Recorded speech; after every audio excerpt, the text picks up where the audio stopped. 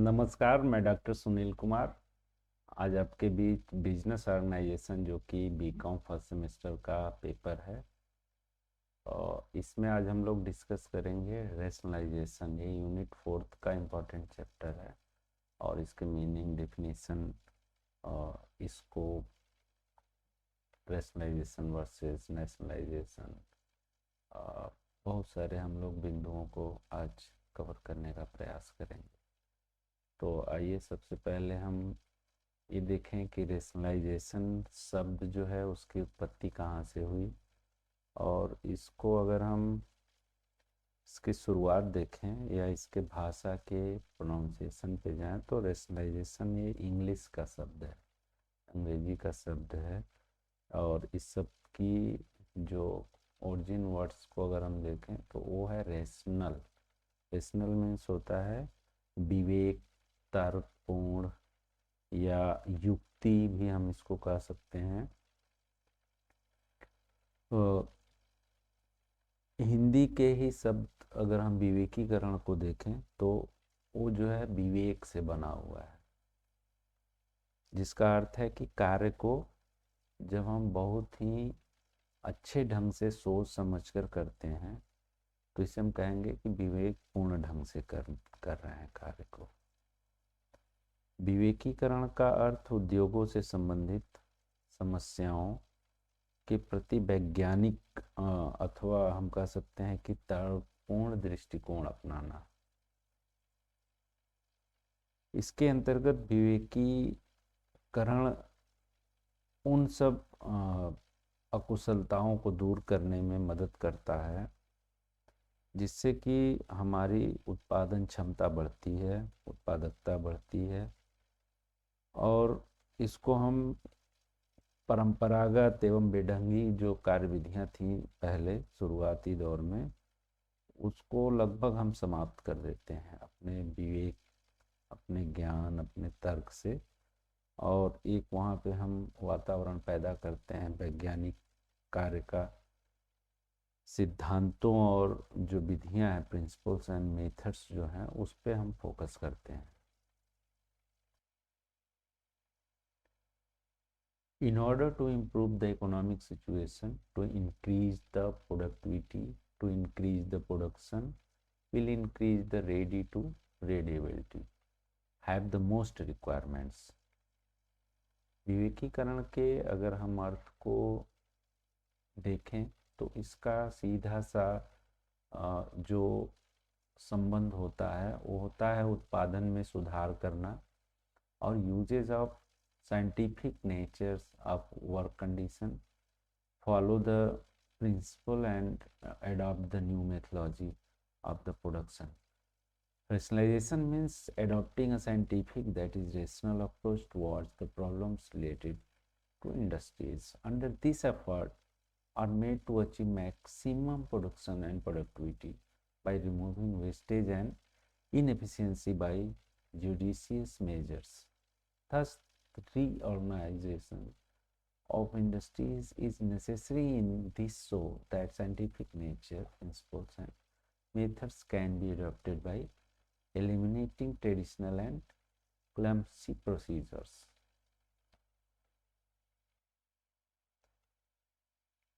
अब हम विवेकीकरण के कुछ परिभाषाओं पर ध्यान केंद्रित करेंगे कि इसकी जो परिभाषा है, कुछ तो हम विद्वानों का भी लेंगे जिसमें प्रोफेसर सार्जेंट फ्लोरेंस हैं, एल उर्विक हैं। इन सब की परिभाषाओं से एक हम कंक्लूड परिभाषा की ओर बढ़ेंगे। और जर्मनी की राष्ट्रीय बचत तथा कार्यक्षमता परिषद जो है, national board for economy and efficiency board ने जो अपना डिफिनीशन दिया विवेकीकरण के लिए, उन्होंने कहा कि विवेकीकरण तकनीकी साधनों तथा व्यक्तिगत योजनाओं को कहते हैं जो समस्त उद्योगों को उन्नत बनाने, उत्पादन बढ़ाने,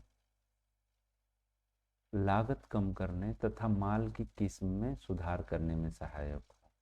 और वहीं the world economic conference Geneva 1927 में एक जो परिभाषा सामने निकल के आया, उसमें ये परिभाषा रहा कि विवेकीकरण में श्रम के वैज्ञानिक संगठन, कच्चा माल तथा उत्पादित वस्तुओं के प्रमापीकरण, क्रियाओं के सरलीकरण तथा यातायात और विक्रय के साधनों में सुधार को सम्मिलित किया जाता है। अब हम प्रोफेसर सार्जेंट फ्लोरेंस का परिभाषा अगर देखें तो किसी उद्योग के अंतर्गत सभी उद्योगों के सामूहिक प्रयत्न से वैज्ञानिक एवं तर्कपूर्ण रीति से बर्बादी अथवा अक्षमता दूर करने के प्रयत्नों को क्या कहते हैं? विवेकीकरण कहते हैं। According to the professor Sargant Florence, the efforts to remove waste and inefficiency in a scientific and logical manner through the collective effort of the all industry within an industry is called rationalization। अगर हम मुर्विक की परिभाषा को देखें तो इन्होंने कहा कि यह एक ऐसी पद्धति है जिसमें संगठन, उत्पादन, वितरण एवं उपभोग क्षेत्र में वैज्ञानिक रीति का उपयोग किया जाता है। According to L. Urvik, it is a method in which scientific method is used in the field of organization, production, distribution and consumption। तो हमने देखा कि जो परिभाषाएं सामने निकल के आई वो अगर हम दोनों सारे परिभाषाओं को समाहित करके कंक्लूड परिभाषा देने का प्रयास करें तो हमें मिलता है कि एक दूसरे से भिन्न ये परिभाषाएं हैं जरूर, लेकिन जो चीज़ें कंबाइंड हैं वो हैं वास्तविकता उनमें समाहित अगर होता है तो कुछ चीज़ों को लेकर के हुआ है, जैसे कि विभिन्न उद्योगों का जो ऑब्जेक्टिव्स है, जो उनका स्ट्रक्चर है और जो उनका प्रबंधन का तरीका है उसको उसमें चेंज करना। द एवं definitions may seem different from each other, but the reality is that they have a lot of common. As such, in bring about a complete change in the objective structure management of various industries of the country। हम ये भी कह सकते हैं कि जो परिभाषाएं हमने सम्मिलित किया उनमें अगर कुछ पॉइंट्स को हम लें, जैसे कि यह देश के विभिन्न उद्योगों के उनके ऑब्जेक्टिव्स, उनका ढांचा, उनका प्रबंध तंत्र, या हम कहें कि यह प्रत्येक प्रकार के निरर्थक जो वेस्टेज प्रोसेस थे, सिस्टम थे, उनको उनका नाश कर देना, उनको डिस्ट्रॉय कर देना, ऐसी क्षमता थी। विवेकीकरण में या श्रमिकों में कार्य क्षमता को क्या करता है? बढ़ाने का जो है वो प्रयत्न करता है। यह श्रमिकों के जीवन स्तर में प्रगति लाने का प्रयास करता है। यह संपूर्ण समस्या किसी भी उद्योग विशेष पर सामूहिक रूप से सोची जानी चाहिए, ऐसा एक सिचुएशन देता है। और व्यक्तिगत जो प्राइवेट संस्थाएं हैं उनके लिए अलग अलग नहीं, बल्कि जो सिस्टम बना है वो सब लोगों के लिए कॉमन है, ऐसा विवेकीकरण ने एक अपनी परिभाषा में सब चीज़ों को समाहित किया।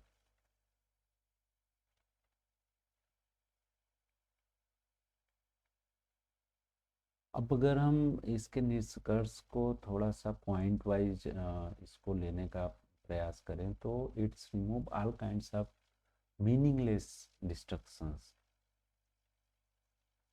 it brings effect efficiency to the workers, it try to bring progressiveness in standard of living of the worker. This whole problem is known the industries collective about any particular industry. They do not have the to think separately for any individual undertaking। विवेकीकरण के अगर हम कुछ characteristics और उसके कुछ importance को अगर हम देखें तो हम देखते हैं कि पुनर्निर्माण की योजना बनती हैं विवेकीकरण को अडॉप्ट करने के। कंप्रिहेंसिव मेथड्स को की बात होने लगती है, होलिस्टिक अप्रोच की बात होती है, emphasise on modern research and investigations, baseline changes, approaches to the interest of the whole society, incorporation of modern techniques, emphasize on elimination of extra wins and attainment of thrift and balance between production and demand. These are the characteristics of the rationalization. अगर हम पुनर्निर्माण की बात करें तो विवेकीकरण के जितने भी उद्योग हैं, अगर हम विवेकीकरण का यूज करते हैं तो उससे यहाँ पे जितने भी ऐसे सिस्टम चले आ रहे हैं जो जिनका सिर्फ नाम मात्र का वो डेड टाइप के पड़े हुए हैं या गोइंग टू डिस्ट्रॉय की स्थिति में है, ऐसे उनको हम पुनर्जीवन प्रदान करने का कार्य करते हैं अगर हम एडॉप्ट करते हैं विवेकीकरण रेशनलाइजेशन को। और इसका जो सबसे बड़ा उदाहरण है जर्मनी, जो विवेकीकरण का एक तरह से ओरिजिन कंट्री है, वहीं से शुरुआत हुआ। प्रथम भी जब वर्ल्ड वार हुआ था उसके पश्चात विवेकीकरण की इन्होंने क्या किया, योजनाएं बनाई या planning throughout the rationalisation, और उसका फ़ायदा ये हुआ कि जितने भी उस वार में उस युद्ध में संपत्तियां नष्ट हुई थी, उद्योगों का पुनर्निर्माण किया गया उस मेथड के द्वारा, विवेकीकरण के द्वारा। और अगर हम इसके कम्प्रिहेंसिव प्रोसेस को देखें तो विवेकीकरण एक हम कह सकते हैं कि बहुत ब्रॉड एरिया कवर करता है, ब्रॉड मेथड को कवर करता है, जिसका प्रयोग केवल उत्पादन तक ही सीमित नहीं है। हम ये नहीं कह सकते कि सिर्फ इन्वॉल्व करते हैं हम प्रोडक्शन में ही। इसका जितने भी टाइप्स के व्यापार हैं, उपभोक्ताओं का संबंध है, प्रबंध का, वित्तीय प्रबंध का, वितरण प्रबंध का, यातायात का, जितनी भी क्रियाएं हम प्रोडक्शन हाउस में करते हैं उन सब का यहाँ पे जो है वो संबंध है, और इसीलिए शायद हम इसको एक व्यापक दृष्टिकोण से अपनाते हैं। मैक्रो अप्रोच का मतलब यहाँ पे है समग्र दृष्टिकोण। विवेकीकरण का जो दृष्टिकोण होता है वो पूरे बिजनेस वर्ल्ड, मतलब एक जो एरा है बिजनेस एरा, उसके लिए काम करता है। कॉमन इंडस्ट्री के लिए विवेकीकरण के मेथड्स होते हैं। इसमें जो है सबसे अच्छी जो बात है कि अनार्थिक क्रियाओं को, जो कि नॉन इकोनॉमिक एक्टिविटीज़ हैं या वीक हैं, या वो कह सकते हैं कि कमजोरी उसमें छाई हुई है, ऐसे को हम किस चीज़ से दूर करते हैं, स्किल से, कुशलता, और जो एक इकोनॉमिक विज़न है जो हमारे इकाइयों को एक शक्ति प्रदान करता है, और उनको हम शामिल करते हैं अपने विवेकीकरण सिस्टम में, योजना में, और हम देखते हैं कि उन सबको हम दूर करते हैं उस विवेकीकरण की योजनाओं को बनाने के पश्चात। Emphasise on modern research and investigation. अगर हम विवेकीकरण को शोध और आविष्कार से जोड़ देते हैं, और जो भी अप्रचलित या जो ट्रेडिशनल रूढ़िवादी अव्यवस्थित टाइप की जो हम प्रोसेस अपना रहे थे उसको हम कन्वर्ट कर देते हैं न्यू पॉलिसी में, साइंटिफिक और सिस्टमेटिक मेथड की बात हम वहाँ करने लगते हैं। और इसका कारण ये होता है कि जो पुरानी पैटर्न सिस्टम चला आ रहा था उसके स्थान पे हमारे न्यू टेक्नोलॉजी लेने लगते हैं, नई नई मशीनें आ जाती हैं, और जो रिसर्च होते हैं, जो इन्वेस्टिगेशन होते हैं, उसका हमको निरंतर लाभ मिलना शुरू हो जाता है। बेसिक जो चेंजेज होते हैं वो होते हैं उनके स्ट्रक्चर में, उनके कंट्रोलिंग सिस्टम में, उनका जो ऑब्जेक्टिव्स है, जो उद्देश्य है, एवं जो वर्किंग मेथोलॉजी है, उसमें परिवर्तन देखने को मिलते हैं।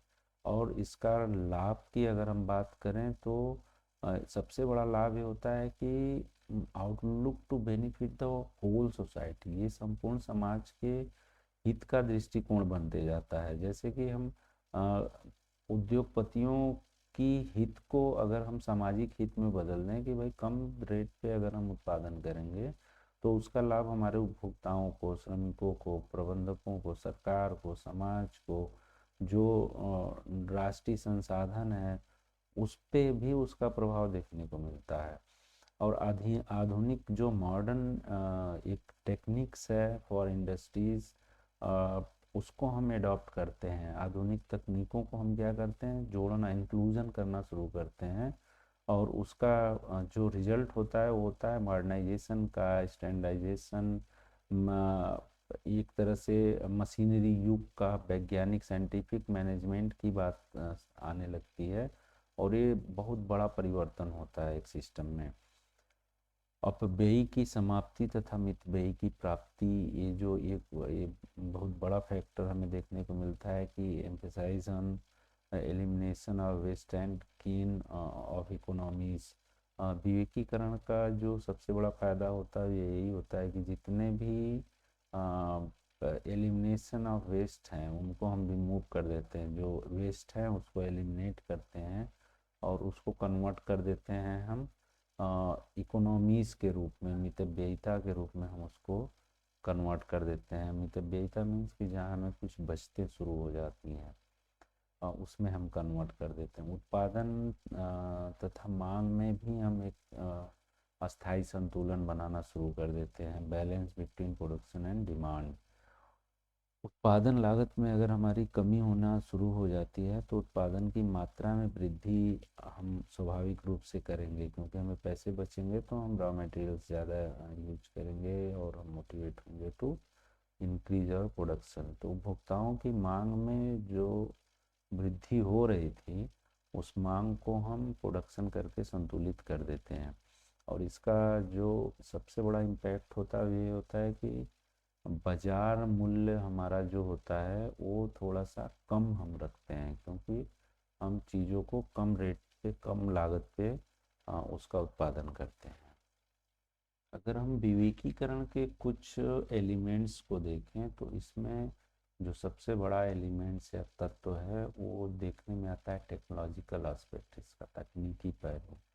या ऑर्गेनाइजेशनल एस्पेक्ट को देखें तो इसमें जो अकुशल सिस्टम था, जो कुशलता को नहीं प्राप्त हो रहा था, उसमें बहुत बड़ा परिवर्तन देखने को मिलता है। अगर हम ऑर्गेनाइजेशनल स्तर पे देखें, संगठनात्मक स्तर पे देखें, बाल्फोर कमेटी एक थी 1929 में, उन्होंने कहा कि उन्नति की गति को अगर हम थोड़ा सा स्पीड देना चाहें और उसको अधिक अच्छे ढंग से काम करना चाहें तो मृत लकड़ी को काट देने का कार्य जो है वो आवश्यक। कहने का मतलब यहाँ पे है कि जो डेड चीज़ें हैं उसको हमको रिमूव कर देना चाहिए, तब हम ऑर्गेनाइजेशन को एक ऊंचाइयों तक ले जा पाएंगे। और अगर हम इसके फाइनेंशियल एस्पेक्ट को देखें तो किसी भी जो इंडस्ट्री है उसमें एक कंपटीशन में अगर आपको किसी को मात देना है तो वो आपको विवेकीकरण जैसे शब्द को अपनाना पड़ेगा। आप अगर विवेकपूर्ण ढंग से काम नहीं करते हैं तो जो फाइनेंशियल पोर्शन है, जो वित्तीय पहलू है, वो कमज़ोर पड़ना शुरू हो जाता है। और विवेकीकरण ही एक ऐसा टूल है जो कि जहाँ शार्ट कैपिटलाइजेशन की बात आती है, ओवर कैपिटलाइजेशन की बात आती है, उसमें सामंजस्य स्थापित करता है। उसमें क्या करता है, कोऑर्डिनेशन बनाने का प्रयत्न करता है हमारा रेशनलाइजेशन। और सोशल या हम ह्यूमन एस्पेक्ट को अगर देखें तो विवेकीकरण केवल हमें नहीं कह सकते कि ये मशीनरी या आर्थिक या ऑर्गेनाइजेशन पे फोकस्ड है। इसका जो लास्टली जो इम्पैक्ट हमको देखने को मिलता है वो समाज और जो ह्यूमन वैल्यूज़ हैं, सोशल और ह्यूमन वैल्यूज को हम इग्नोर नहीं कर सकते। अगर हम एक रेशनल ढंग से काम कर रहे हैं, लोगों को सेटिस्फेक्शन के साथ प्रोडक्शन और उनकी पूर्तियों को देख रहे हैं तो हम वहाँ पे इग्नोर नहीं कर सकते। और इसका जो सबसे बड़ा प्रभाव दिखता है वो समाज पे दिखता है। श्रमिकों में हम कह सकते हैं कि उनका जो असंतोष था वो जीरो हो जाता है। श्रमिक जो हमारे परेशान थे, हतोत्साहित थे, वो उनको हम मोटिवेट करते हैं, उनके मनोबल को उठाते हैं। चीज़ों को हम बहुत अच्छे ढंग से, जैसे ये श्रमिकों की अगर हम बात करें तो वो कहाँ से मोटिवेट होते हैं, वो मोटिवेट होते हैं जब हमारी भर्ती प्रक्रिया वैज्ञानिक हो, साइंटिफिक ढंग से अगर हम रिक्रूट कर रहे हैं एम्प्लॉइज़ का, उनका सिलेक्शन हम अच्छे से कर रहे हैं, उनको ट्रेनिंग दे रहे हैं टाइम टू टाइम, उनको प्रमोशन दे रहे हैं और उनको सोशल सिक्योरिटी प्रदान कर रहे हैं, सोशल वेलफेयर दे रहे हैं, कलेक्टिव बार्गेनिंग जैसे सिस्टम को अपना रहे हैं, तो हम देखते हैं कि अपने आप एक अच्छा सा खुशनुमा सा जो है वो वातावरण बनने लगता है और उनके अंदर खुद की अपनी मोरालिटी एथिक्स का डेवलपमेंट होता है और उनका मनोबल क्या होता है, ऊंचा उठते जाता है।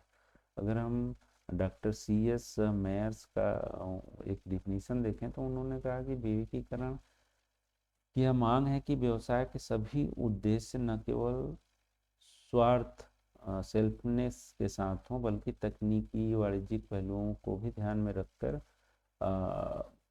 बनाया जाए और कुछ ऐसी चीज़ों को भी जोड़ा जाए जिसमें आर्थिक, सामाजिक, मानवीय इन सब चीज़ों पर भी फोकस करके तो तब हमारा ये कोई सिस्टम बने। विवेकीकरण में हम इन सब चीज़ों को शामिल करें। और एक शब्द जो आती है कि आखिर हम विवेकीकरण अपना क्यों रहे हैं, तो अपनाने का भी एक अपना रीज़न है कि जब हमारा प्रथम विश्व युद्ध हुआ, effect of first world war, तो उसमें देखा गया कि देश की आर्थिक दशा एकदम दयनीय हो गई और हर जगह जो है ना वो एक शिथिलता वाली स्थिति आ गई।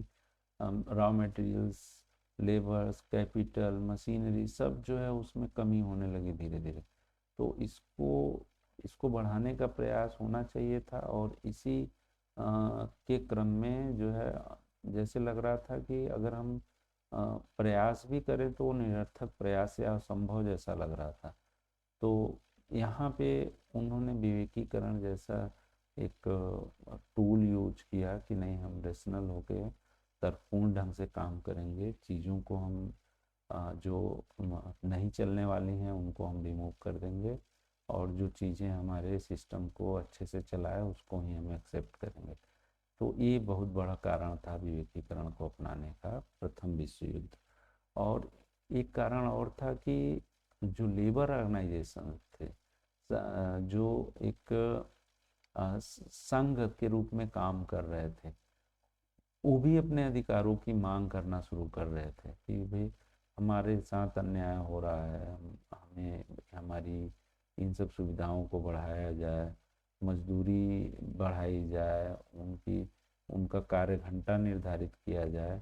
तो इन सब मांगों को भी जब हम देखें कि विवेकीकरण को अपनाया गया तो वो सब अपने आप सिस्टमेटिक हो गया कि भाई आप इतना देर काम करिए और आपकी इतनी मजदूरी होगी। तो चीज़ों को जब साइंटिफिक ढंग से करवाना और कराने का प्रयास किया गया तो सब श्रमिक संगठन भी संतुष्ट होना शुरू हो गए और इसमें इन्फ्लेशन एंड अनएम्प्लॉयमेंट को भी रोकने का प्रयास किया गया कि कुछ क्षतिग्रस्त देशों में मुद्रा प्रसार होने और बेकारी फैल जाने के कारण व्यापार का जो बैलेंस था वो डिस्टर्ब हो गया, डिसबैलेंस हो गया और उसको नियंत्रित करने के लिए विवेकीकरण ही एक हथियार बचा उनके पास कि हम इसी का सहारा लेकर के इन्फ्लेशन और जो बेकारी है, बेरोजगारी है, उसको दूर करें, अच्छे लोगों को काम मिले।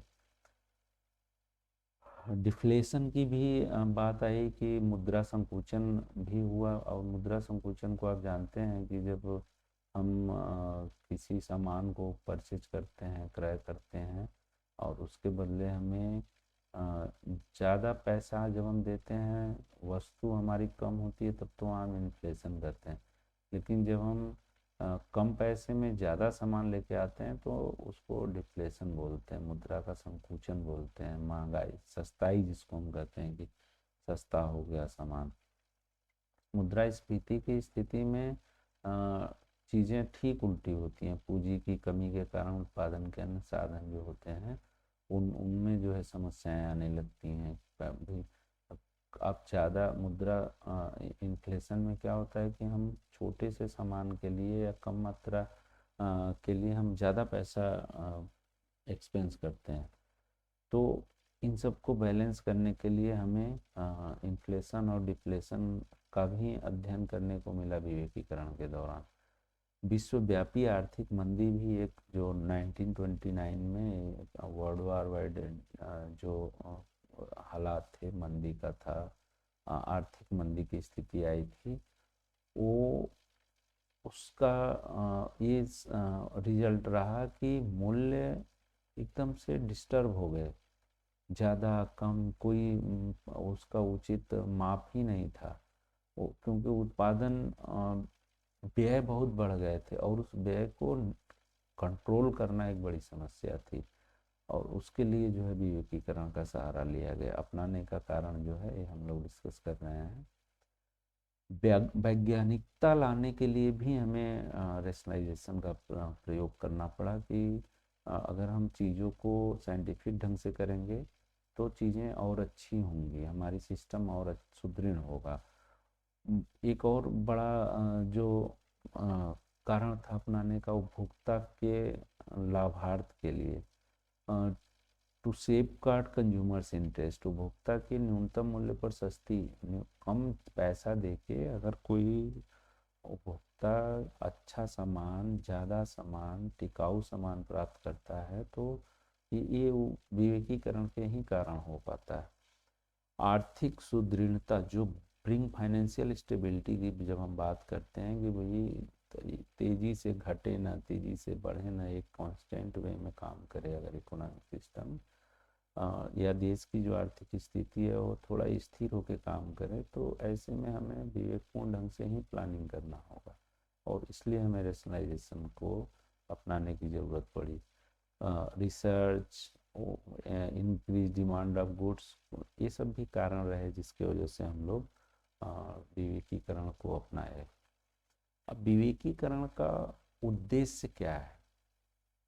तो उद्देश्य 8-10 हैं इसमें, जिसमें अगर हम देखें कि विवेकीकरण का जो सबसे बड़ा उद्देश्य है, या ये ओवरऑल जब हम उद्देश्य की बात करते हैं तो ये अंतर्राष्ट्रीय जो इकोनॉमिक कॉन्फ्रेंस था जिनेवा में 1927 में, उसमें कुछ पॉइंट्स निकल के सामने आए, जैसे कि न्यूनतम जो एफर्ट से मैक्सिमम एफिशिएंसी कार्य में लाना, श्रम शक्ति जो मैन पावर है और रॉ मटेरियल्स है उसमें जो वेस्टेज होते हैं, जैसे कोई किसी व्यक्ति को आपने काम पे लगाया और वहाँ पे काम ही नहीं है तो वेस्टेज ऑफ टाइम, ऐसे ही रॉ मटेरियल्स की जितनी ज़रूरत हो और कम से कम वेस्टेज निकले, इस चीज़ को जानने की ज़रूरत पड़ी। तो ढेर सारे पॉइंट्स हैं, जैसे वस्तुओं का वितरण, जो डिस्ट्रीब्यूशन सिस्टम है उसको सही करना, वस्तुओं की उनका स्टैंडर्डाइजेशन, स्टैंडर्ड क्या होना चाहिए,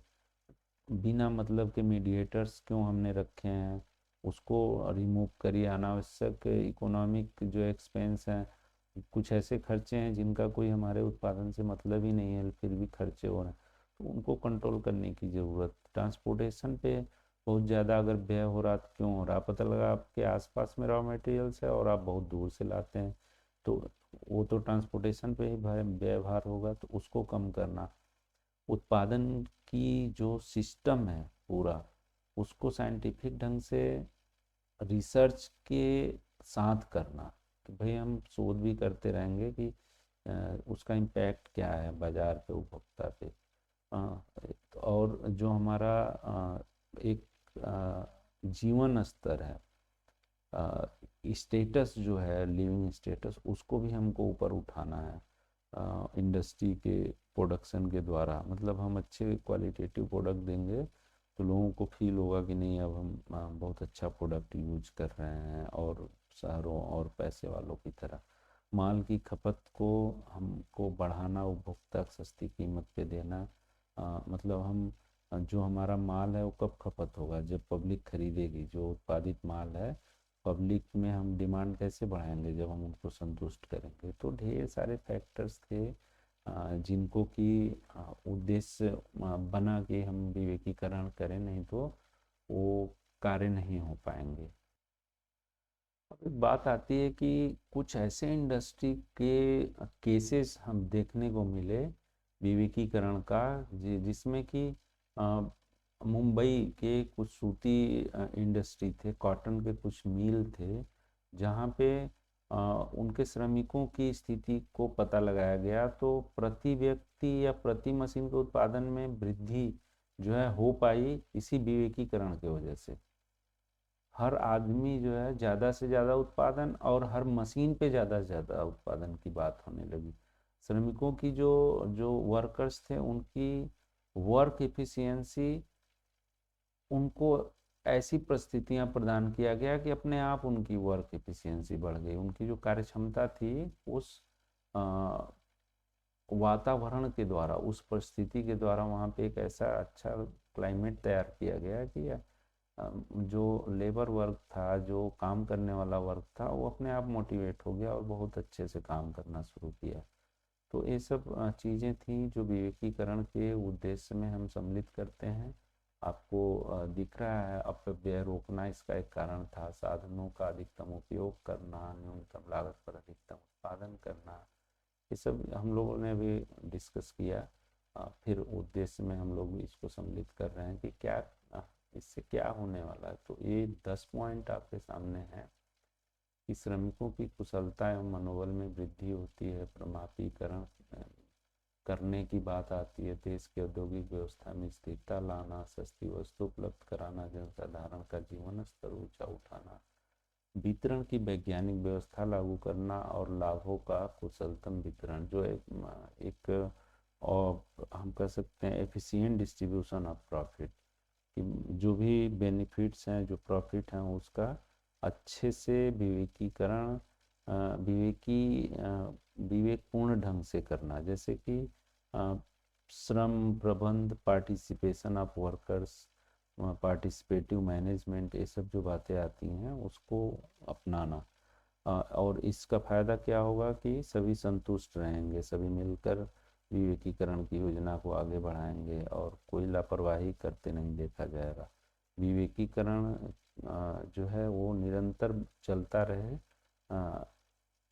तभी हमारा उद्देश्य पूरा होगा।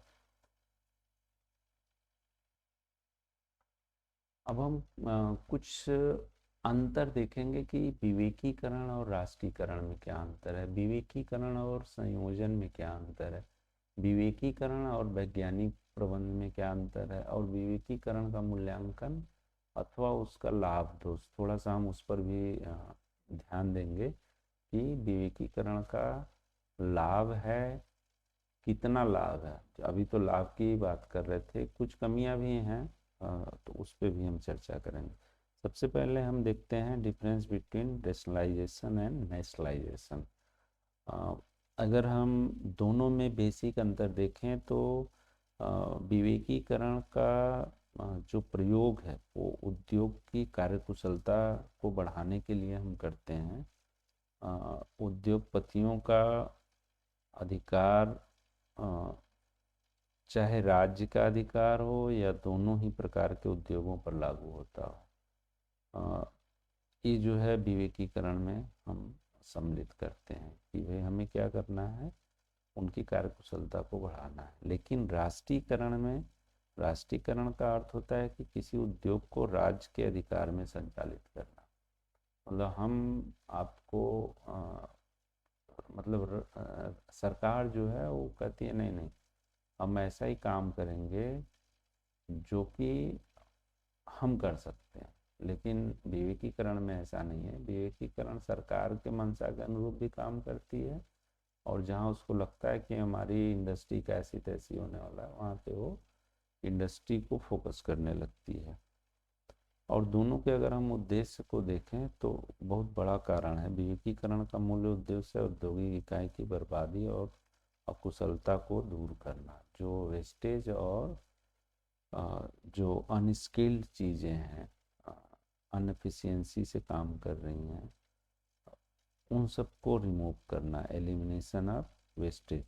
लेकिन राष्ट्रीयकरण या नेशनलाइजेशन में इनका मूल उद्देश्य केवल और केवल होता है समाज को निजी क्षेत्र, पूंजीपतियों के शोषण से बचाना। ये पूंजीपतियों से दूर रखता हूँ। सरकार को लगती है कि नहीं, ये प्राइवेट संस्थाएं पब्लिक का शोषण करती है। और उससे इनको सेव करना है सुविधाओं को प्रदान करके। अगर हम अधिकारों की बात करें तो विवेकीकरण में प्रबंध आदि पर पूर्ण रूप से उद्योगपतियों का अधिकार होता है। जो मैनेजर की टीम होती है, टॉप मैनेजमेंट, उनका जो कंट्रोलिंग पावर होता है वो ओनर के पास होता है, ओनर ऑफ द कंपनी। लेकिन राष्ट्रीयकरण में ऐसी स्थिति नहीं है। यहाँ पे राज्य का अधिकार रहता है, गवर्नमेंट का। और गवर्नमेंट आप जानते हैं कौन सेलेक्ट करता है, कौन बनाता है, कौन। विवेकीकरण में अगर हम संचालन के लिए योजनाओं और उसमें उद्योगपतियों की इच्छा को देखें तो पूरा उसकी इच्छा के हिसाब से चलती है। लेकिन राष्ट्रीयकरण में आ, उद्योगों के लिए योजनाएं सरकार बनाती हैं और सरकारी नीतियां लागू होती हैं। आवश्यकता की जब हम बात करते हैं तो विवेकीकरण की आवश्यकता लगभग सभी उद्योगों में है, जबकि राष्ट्रीयकरण की अगर हम बात करें तो राष्ट्रीयकरण में विवेकीकरण उन्हीं उद्योगों में ज़रूरत पड़ती है जो राष्ट्रीय सुरक्षा एवं जनहित की दृष्टि में आवश्यक हो। जितना आवश्यक होगा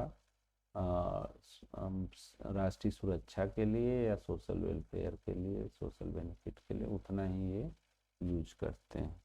जबकि प्राइवेट में या विवेकीकरण में ऐसा नहीं है। विवेकीकरण सभी प्रकार के उद्योगों में लागू होती है। विवेकीकरण का जन्म जो है वो उद्योगों की रक्षा करने, जैसे कि बहुत ज़्यादा फाइनेंशियल क्राइसिस हो जाए, मांग बहुत ज़्यादा डिक्लाइन कर जाए, मतलब डिमांड कम हो जाए, जीरो की स्थिति आ जाए, कंपटीशन बहुत ऊंचे लेवल का हो जाए, तब वहाँ पे विवेकीकरण की आवश्यकता समझ में आती है। जब राष्ट्रीयकरण का जन्म निजी उद्योगों के अवांछनीय घटित कार्य, जैसे कि मूल्य में अत्यधिक कोई मोनोपोली वाली स्थिति बन जाना, वृद्धि कर देना, माल की कृत्रिम कमी आदि पैदा, वैसे ही दिखा दें कि माल मिलने वाला नहीं है और नमक ख़त्म हो रहा है जैसा वो करके, और सारे लोग नमक खरीद रहे हैं, ऐसी स्थिति ला देना। तो ये सब छल कपट को रोकने के लिए राष्ट्रीयकरण की ज़रूरत होती है।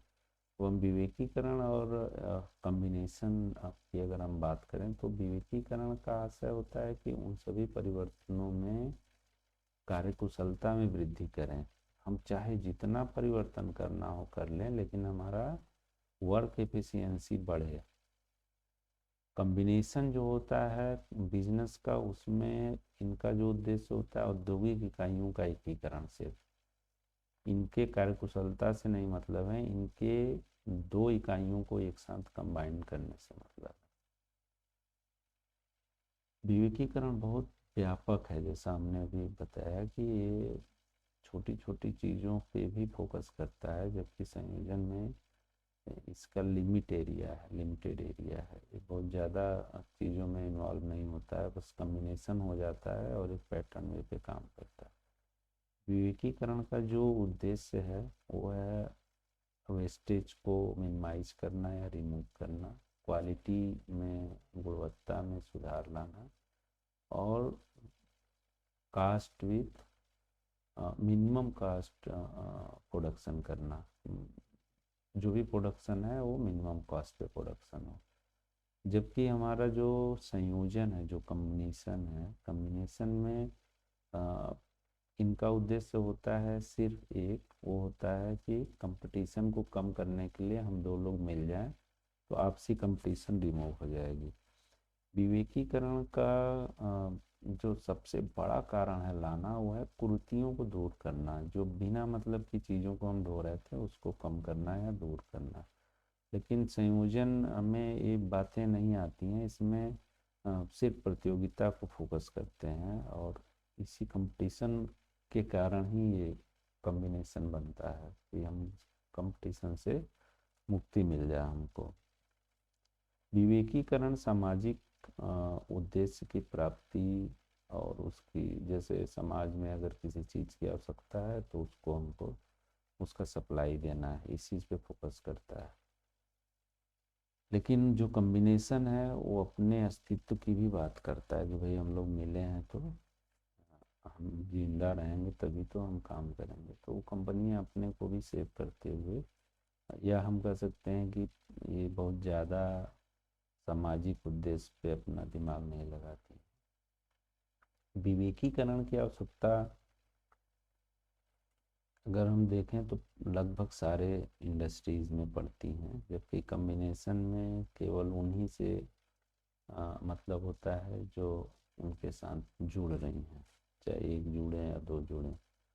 अब हम देखते हैं कि what is the major difference between rationalisation and scientific management.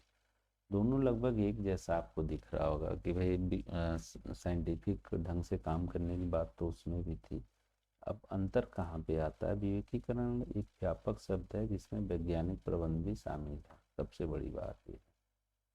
लेकिन वैज्ञानिक प्रबंध ये बहुत ज़्यादा उतना एरिया कवर नहीं करता है। हाँ, और दूसरी चीज़ ये है कि जैसे विवेकीकरण ने वैज्ञानिक प्रबंध को अपने अंदर सम्मिलित किया, वैसे वैज्ञानिक प्रबंध विवेकीकरण को अपने अंदर नहीं सम्मिलित करता। विवेकीकरण में उत्पादन की सभी प्रतिक्रियाएं सम्मिलित होती हैं, जितने भी फैक्टर्स हैं, प्रोसेस हैं, सारे इन्वॉल्व होते हैं। लेकिन वैज्ञानिक प्रबंध में हम बहुत ज़्यादा करेंगे तो जो हमारा मानव संसाधन ह्यूमन रिसोर्स मैनेजमेंट है उसमें, या बहुत करेंगे तो हम टेक्नोलॉजी पे फोकस करेंगे। व्यावसायिक संयोजन में अगर हम व्यावसायिक संयोजन विवेकीकरण को देखें तो विवेकीकरण व्यावसायिक संयोजन को अपना सकता है, लेकिन वैज्ञानिक प्रबंध जो है वो व्यावसायिक संयोजन का कोई इसका लेना देना नहीं। विवेकीकरण का जो अप्रोच होता है वो सोशल इकोनॉमिक होता है, सामाजिक आर्थिक। लेकिन वैज्ञानिक प्रबंध ये वैज्ञानिक और तकनीक को फोकस करता है। इसका जो अप्रोच होता है वो क्या होता है? साइंटिफिक टेक्नोलॉजी का, बस उतने पे सेंट्रलाइज होता है। सोशल और व्यापार से इनका कुछ लेना देना नहीं। विवेकीकरण का मूल जो उद्देश्य है वो है व्यावसायिक इकाइयों में जो बड़े स्तर पे बर्बादी हो रही है, कुशलता के कारण जो कार्य नहीं हो रहे हैं उनको दुरुस्त करना। जबकि वैज्ञानिक प्रबंध का जो उद्देश्य है वो ट्रेडिशनल सिस्टम को हटा करके साइंटिफिक वर्क कल्चर को स्थापित करना। अब एक चीज़ और जो सबसे बड़ी बात है कि विवेकीकरण में हम मेंटल रिवॉल्यूशन की बात करते हैं। इसमें मेंटल एक मानसिक जो क्रांति है उसको हम बहुत ज़्यादा महत्व नहीं देते हैं। हम बहुत स्थिर ढंग से हम लोग विवेकीकरण में चीज़ों को प्लस माइनस सोच के, अच्छाइयाँ बुराइयाँ सोच के। जबकि अगर हम देखें वैज्ञानिक प्रबंध में तो यहाँ पे मेंटल जो रिवोल्यूशन है बहुत तगड़ा होता है, क्योंकि ये बेस्ड ऑन रिसर्च और आउटकम्स। इनके जो विज्ञान के शोध के जो रिजल्ट होते हैं उसी को ज़्यादा महत्व दिया जाता है। विवेकीकरण जो है विवेकाधिकार को जन्म देता है। जैसे बहुत अच्छे से कोई इंडस्ट्री अगर सिस्टम बना ली सही तो वो ऊपर चली जाएगी, और कोई नहीं बनाता है तो नीचे। जब कोई इंडस्ट्री ऊपर जाती है तो वो अकेले ही पूरे बाजार पे छा जाती है। तो ये एक डर तो है ही कि वो मोनोपोली को जन्म देगा। वैज्ञानिक प्रबंध में एकाधिकार को बढ़ाने जैसा कोई बात नहीं होती है।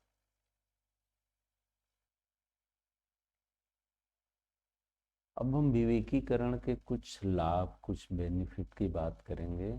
जो पॉइंट्स अभी हम लोगों ने डिस्कस किए हैं वही पॉइंट्स हमारे आ जाएंगे कि ये increase in both production and productivity. सबसे बड़ा लाभ क्या है? Increase in production and productivity, increase in profit, economy in construction, benefit of जो है सर्टिफिकेशन, फुल यूटिलाइजेशन और प्रॉपर कैपिटलाइजेशन ऑफ कैपिटल, उद्योगों में स्थिरता, यंत्रीकरण, पारस्परिक संयोजन, श्रम और पूंजी में एकता, औद्योगिक अनुसंधान, वैज्ञानिक प्रबंध, प्रतिस्पर्धा शक्ति का विकास। ये हो सकता। अगर हम उपभोक्ताओं को, ये अभी जो हम बात कर रहे थे उत्पादक अथवा निर्माता के हिसाब से थी बातें, लेकिन कुछ उपभोक्ताओं को भी लाभ मिलता है। जैसे उनको सस्ते कीमत पे दाम वस्तु मिल जाती है, सिलेक्शन करने में ज़्यादा टेंशन नहीं होता है वस्तुओं का, क्योंकि उनको पता है कि ये क्वालिटेटिव वस्तु है। रहन सहन के स्तर में वृद्धि होने लगती है। उचित मात्रा में उचित समय पर उचित वस्तु की उपलब्धता उनको मिल जाती है। और अगर हम benefits to society and country की बात करें तो उसमें increase in national income, avoidance of business economies, कुछ best use of the country economic resources, different from foreign competition, national saving, economic prosperity और इंडस्ट्रियल डेवलपमेंट की बात सामने आती है। अगर हम विवेकीकरण के दोष को देखें, उसके डीमेरिट्स को देखें उत्पादक के हिसाब से, सबसे पहले तो इसमें अत्यधिक पूंजी का व्यय होता है, क्योंकि हम हर चीज़ को ना बहुत प्लस माइनस लेके चलते हैं। पुरानी मशीनों की बर्बादी होने लगती है, नया मशीन हम ले आते हैं क्योंकि हमें काम चाहिए। वो योग्य व्यक्तियों का जो है वो हम कह सकते हैं कि सिर्फ योग्य व्यक्तियों को ही महत्व मिलना शुरू होता है। जो थोड़ा कम जानकार थे या कामचोर टाइप के थे उनकी छुट्टी हो जाती है। नवीन अनुसंधान एवं आविष्कार को बहुत तेज़ी से उनको मान्यता मिलना शुरू हो जाता है। श्रमिकों द्वारा जो है उसका विरोध होता है कि भाई हम लोग कहाँ जाएंगे जो कम स्किल्ड हैं या कम जानकार हैं या कम एफिशिएंट हैं। राष्ट्रीयकरण का भय होता है। अब आप बताइए कि बहुत अच्छे से काम करेंगे, हाईलाइट हो जाएंगे, तो गवर्नमेंट क्या करेगी, नेशनलाइज कर देगी उस कंपनी का। तो एक डर दिमाग में रहता है। लघु इकाइयों की समाप्ति का भय, छोटे छोटी जो फर्म है, स्मॉल यूनिट्स हैं, उनको डर होता है कि ऐसा ना हो कि ये बड़े बड़े जो इंडस्ट्रीज़ हैं पैसे खर्च कर रहे हैं रिसर्च पे, मशीनों पे, तो हम लोगों को ऐसा ना हो कि सब अच्छा क्वालिटेटिव वस्तु, सस्ती वस्तु ला दें और फिर हमारा कोई सामान ही ना ले। तो छोटे छोटे उद्योगों को ये डर बना रहता है। अगर हम श्रमिकों का डर देखें तो सबसे बड़ा डर है कि बेरोजगारी की समस्या। अयोग्य लोगों को लोग सिलेक्ट करेंगे, अनुभवी लोगों को लोग लेंगे, पढ़े लिखे लोगों को लेंगे, तो वहाँ पे कम पढ़ा लिखा अनट्रेंड इन लोगों को कौन लेगा। फिर ये लोग रोड पे आ जाएंगे, कार्य का बोझ बढ़ जाएगा। अगर आप बहुत अच्छा काम कर रहे हैं, एफिशिएंट वर्कर हैं, तो चलिए एक मशीन पे 6 घंटा के बजाय 8 घंटा कंटिन्यू करिए और आपका आउटपुट भी दिखना चाहिए। पूंजी श्रम पर आधिपत्य, ये जो पूंजी है वो जो हमारा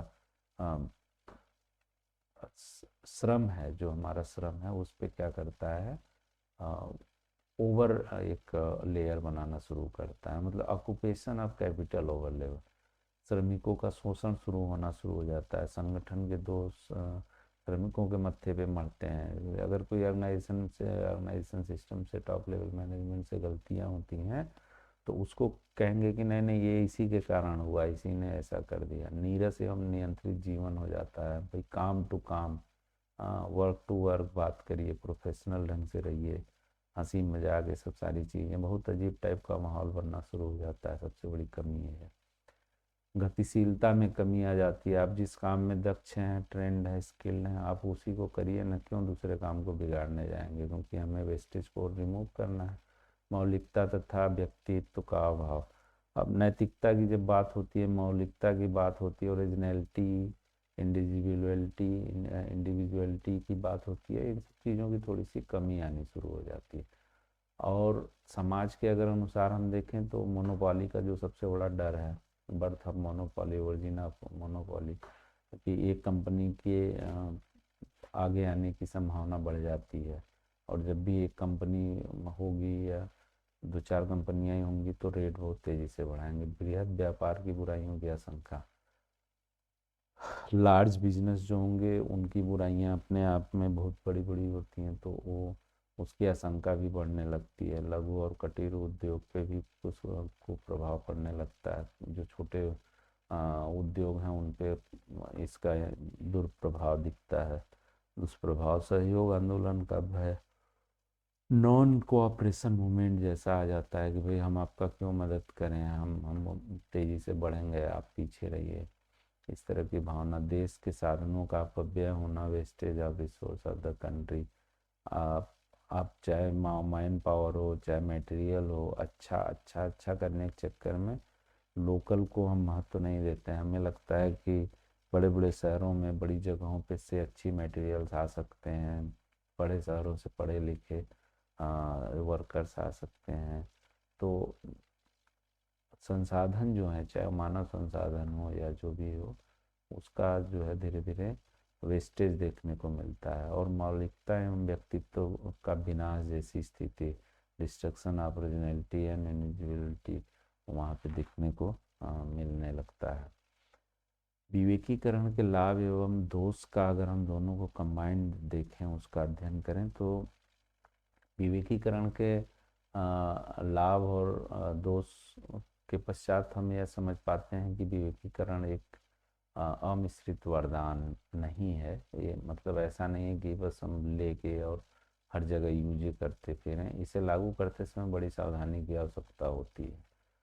After studying the advantage and disadvantage of rationalization, it is understood that rationalization is not an unmixed bone. It requires great care while implementing it. तो ये अभी हम लोगों ने देखा कि भाई कोई भी चीज़ है उसको सही ढंग से नहीं लागू किया गया तो उसका दुष्प्रभाव, दुष्परिणाम भी देखने को मिलता है। Thank you.